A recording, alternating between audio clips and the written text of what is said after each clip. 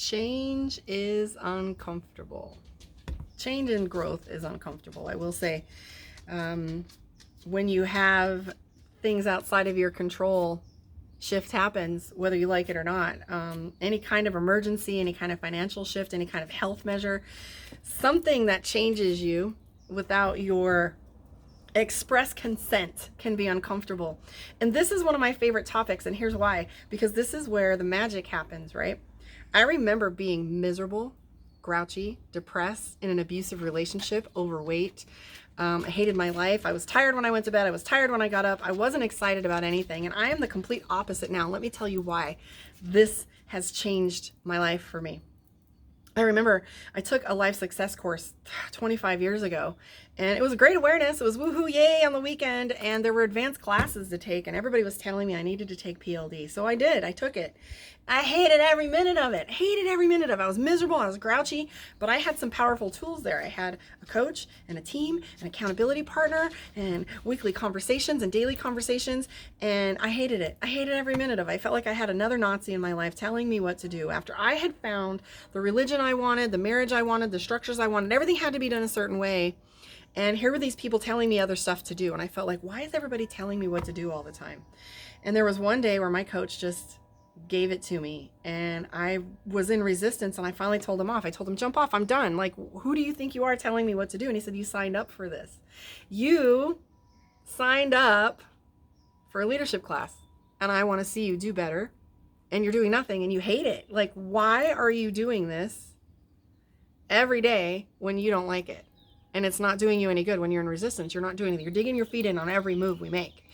And I looked at him and I said, this isn't a good time for me. And he's like, why didn't you say that? Is this the first time you've ever told somebody no? And boom, the lights went on and the awareness was there. And I remember thinking, you know what? You're right. This is the first time I've told somebody no. I had an abusive relationship and I was in a controlling environment. And I learned that I didn't practice saying no. I was living a life that was completely designed by other people. So long story short, I quit, and it was a huge success. My failure was a huge aha for me, where I learned that the only person that designs my life is me. So moving forward, I took the class again. And for 90 days, I had the most amazing coach. I had Carrie Grant, who I go in the room, and as we're learning who our coaches are, everybody's got suits on, and they're professional. And I get the tattooed guy with the loud mouth and the attitude, and I'm thinking, oh man, here comes another drill sergeant. However, he had the biggest heart. He was not easy on me, but he had the biggest heart. And I remember at the time I was ready to make a change in my career because I was doing a job that I was good at, but only because that's what my ex and I did with a restaurant. I was a restaurant manager and in corporate. And I remember my ex-husband telling me, you're going to blow a vessel in your forehead, all the screaming you do. And I was just like, I hate it. And he says, well, what do you want to do? I want to be a paramedic. I was already an EMT and part-time, and I wanted to be a paramedic and be of service.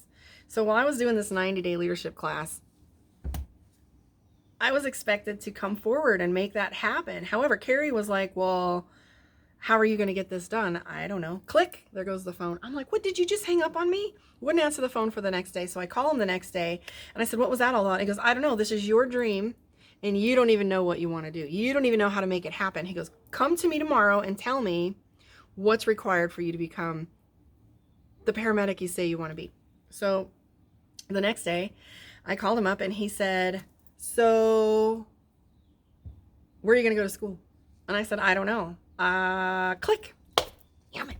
So day 3, I knew where the schools had the classes, and there was one at my company that was sponsored and paid for by my company. However, you had to have certain requirements, and it was that day that I had to have a letter of intent to be in this program or for consideration. However, there was a whole lot of requirements that I didn't have. And he encouraged me all day long to write a letter of intent and try to get into the program. And I was in so much resistance about, I don't have this requirement, I don't have this energy, I don't have this education, I don't have this experience. And he's like, why don't you just put the letter of intent in and see what happens? So I tried.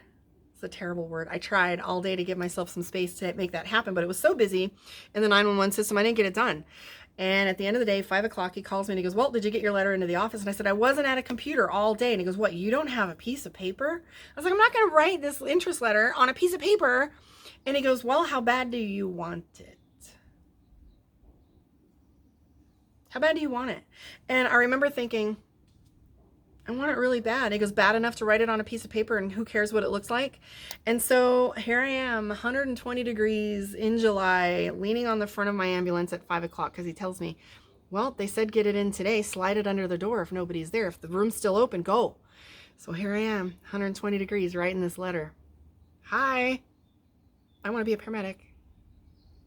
And I stuck it under the door and I was like, there, it's turned in. I did the thing, okay? Didn't hear anything back. About 3 weeks later, I get a phone call from the clinical department asking me if I still wanted to be in the program and they would sponsor me, pay for it 100%. And I said, what do I need to do? And they said, show up on Monday. Show up on Monday. And I remember thinking, wow, that was really easy. I made up more about this situation than was necessary. And that was where the rubber meets the road. That's where the magic happens. You know, when you come from a place of possibility, when you come from a place of gratitude, when you come from a place of excitement and solution, things open up differently than you expect them to. And here's what's true. Shift happens whether we like it or not. There is often external circumstances that affect us. 20 years as a paramedic taught me that lesson well. The most innocent of events can turn sour quickly, whether for the better or the worse. Regardless, things are going to happen to us.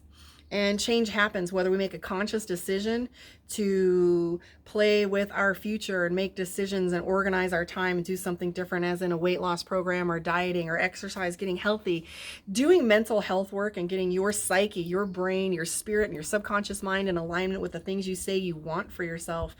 That's where the magic happens. Like I said, being a paramedic taught me how to shift every call, every patient, every moment, learning how to shift. And I got really good at it.